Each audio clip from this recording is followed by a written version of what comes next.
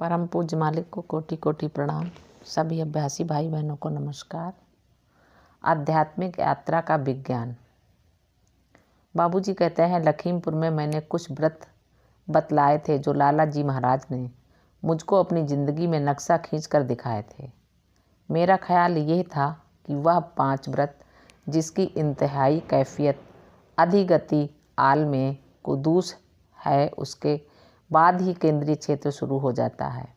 मगर मुझको वहीं पर परेशानी मिली कि उसके बाद 11 व्रत और बाकी हैं। फिर सोचा तो ये पता चला कि 5 व्रत और 11 व्रत पार करने के बाद 7 व्रत रोशनी के, और वह रोशनी कैसी कि कहने मात्र को मौजूद है। जब इनको इंसान पार कर ले तो वह जगह आती है जो गालिवान मैंने सहज मार्ग के संदर्भ में राजयोग की प्रभाव क्षमता में आखिरी चित्र में दिखलाई है। इंसान मोक्ष पाकर उसी जगह पर पहुंचता है, मगर जिंदगी में पार हो जाना दारद एक लंबा कार्य है। दावा है कि आज तक यानी मेरे गुरु महाराज से पहले दौराने ज़िंदगी में कोई पार नहीं कर पाया। एक जगह पर इसी किताब में लिखा है कि हमारे गुरु महाराज की ईजाद है कि ज़िंदगी रखते हुए इस हालात में इंसान कैसे जंप कर सकता है। ख्याल फरमाएं, क्या ये ईजाद आपकी आबेजर सोने का पानी से लिखने के लायक नहीं है? क्या ऐसा शख्स जिसने ये कमाल दिखा दिया हो इस काबिल नहीं है कि सबकी पारस्ती शगाह पूज्य स्थान बने? मैंने आज उन 5 के बाद जो 11 व्रत हैं उन पर निगाह जमाई है कि उनकी कैफियत कुछ ख्याल में आ जाए, मगर इतना हल्का फ़र्क था कि ज़्यादा अदा नहीं कर सकती। उन 5 व्रत और 11 व्रत में बेशुमार अनगिनत पर्दे हैं, और एक एक पर्दा पार करने में एक ज़िंदगी भी काफ़ी मालूम नहीं होती। नहीं मालूम ईश्वर ने अपनी असल कैफियत को कहाँ तक छिपा कर रखा, इसका और छोर नहीं है। 7 व्रत के बाद अगर दिमाग काबू में रहे और उसके लिए अल्फाज भी मिलते चले तो नहीं मालूम उसके बाद और क्या मिलेगा। भाई, जब तारे निगाह नज़र का तार उसकी पैमाइश करने पर आती है तो होश परार उड़ना सोने लगते हैं। केंद्र जो निष्क्रिय है उसके चारों तरफ भी एक व्रत मालूम होता है, और वह आखिरी व्रत है। बहुत कोशिश की कि मैं उस व्रत को पार करूं। करीब तारीन तो उसकी कृपा से मैं ज़रूर रहता हूं, मगर उस व्रत की ताकत ख्याल को पीछे फेंक देती है। फिर कोशिश करूंगा, जो कुछ नतीजा निकले। अगर वह व्रत ईश्वर ने इसलिए डाला है कि उसमें कोई शामिल न हो सके तो वाकई मजबूरी रही होगी। हाँ, इतना तो ज़रूर हो गया है कि मैं उसको उचक कर ज़रूर देख सका हूँ और अंदाज़ा लगा सका।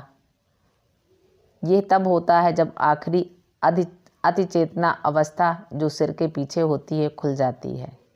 मैं तो यही चाहता हूँ कि मेरे अहबाब मित्र, अगर इससे ज़्यादा कोई हालत बंदे के लिए हो सकती हो तो पहुँचें। मेरी हालत तक कोई पहुँच भी गया तो इतनी खुशी मुझे नहीं हो सकती जितनी कि मेरी हालत से ऊंची जो भी हो सकती हो पहुँचने में खुशी होगी।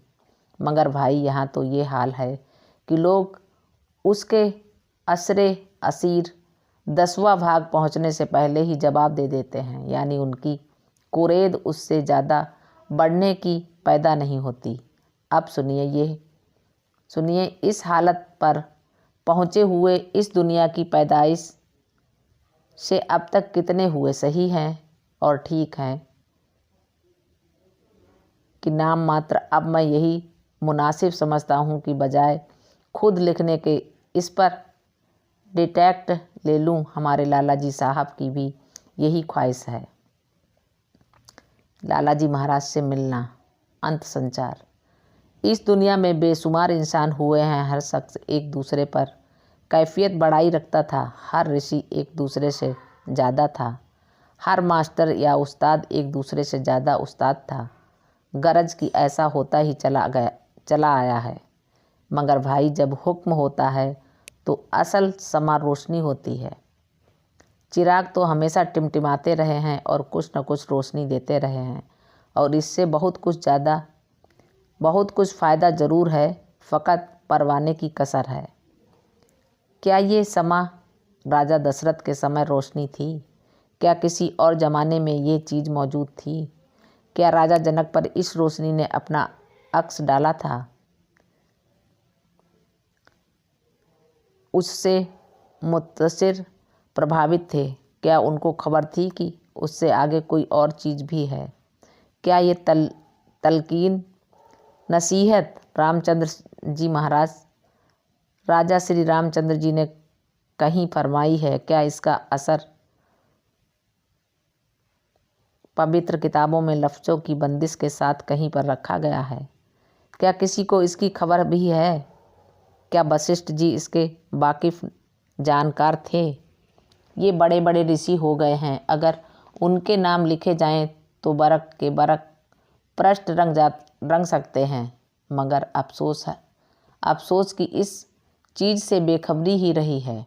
सच है, जब ईश्वर की मर्जी होती है तभी गुल फूल खिलता है। बिना उसके हुक्म के बादे सवा वायु गुल के सीने को चाक भी नहीं कर पाती। ये अजीब वक्त है।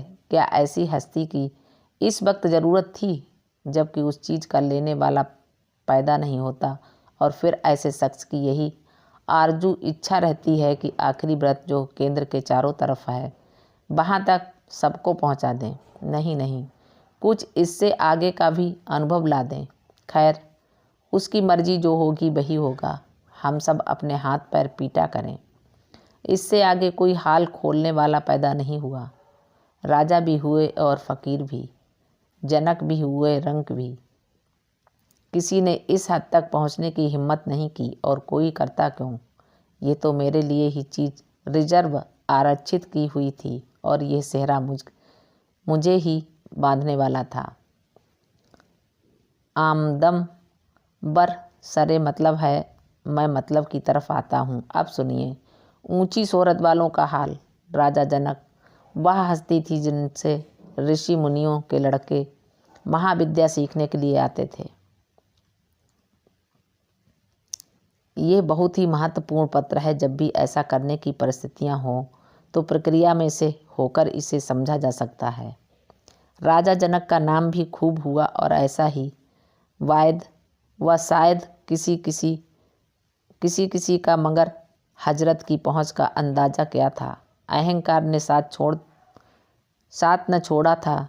तरक्की बेइंतहा की थी। वे पांचों व्रत पार कर चुके, यानी उनकी बैठक आलमे कुदूस के व्रत से आगे थी, और उन्होंने जो इसके आगे 11 व्रत हैं, 1.5 व्रत तक जिंदगी में पहुँचे थे। ये चीज़ आखिरी नहीं थी, इसके आगे बहुत कुछ बाकी था। 5वें व्रत में इंसान माया रहित होता है। इसके आगे मागोइज अहंकार की अवस्थाएं शुरू होती हैं, और जो इंसान इनको पार करता रहता है त्यों मोक्ष की दिशा में इजाफा होता रहता है। आखिरी हालत अहंकार की 11 व्रत पर होती है। जैसे माया की गति 5वें व्रत में खत्म हो जाती है, इसी तरह से अहंकार की पदवी 11वें व्रत पर शुद्ध हालत में आ जाती है। इसको पार करने के बाद न माया है न अहंकार। मगर भाई अहंकार के 11वें व्रत के बाद एक और आता है, जिसको एक तरीके से ठोस आइडेंटिटी पहचान कह सकते हैं, अहंकार नहीं कह सकते। और ये ठोस पहचान 7 व्रत तक कायम रहती है। उसके बाद इसका सूक्ष्म रूप आता है, और वह पहचान पवित्र रूप में रह जाती है। यहाँ पर जब आप या कोई साहब पहुँचे तब कह सकते हैं कि अहंकार अब फना हो चुका है। अब तैरना है जो ज़िंदगी में ही हो सकता है। इसमें क्या लुत्फ़ है, जुबान को यारा नहीं, क्षमता नहीं कि बता सकें।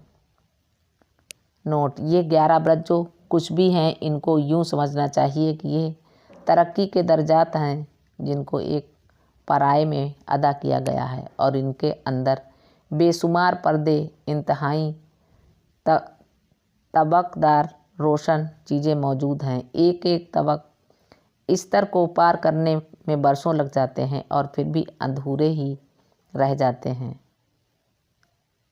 आध्यात्मिकता के शौकीन जो इस तालीम को जानना चाहें और अंदाज़ा लगाना चाहें कि उनको कितना और जाना है, इस खत को पढ़कर अंदाज़ा लगा लें। मेरी तरफ से यह कह देना कि इस मिशन में आने पर क्या मोच के पीछे पड़े हुए हैं। ये तो हमारे लाला जी साहब का एक मकतबी पाठशाला खेल है। अपने ख्याल को कम इस हद तक तरक्की करने की फैलाव दे और ये सामान मुहैया करें कि जिससे इस हद तक ख्याल बशी विस्तार हो सकता है। मालिक को प्रणाम। सभी अभ्यासी भाई बहनों को नमस्कार, धन्यवाद।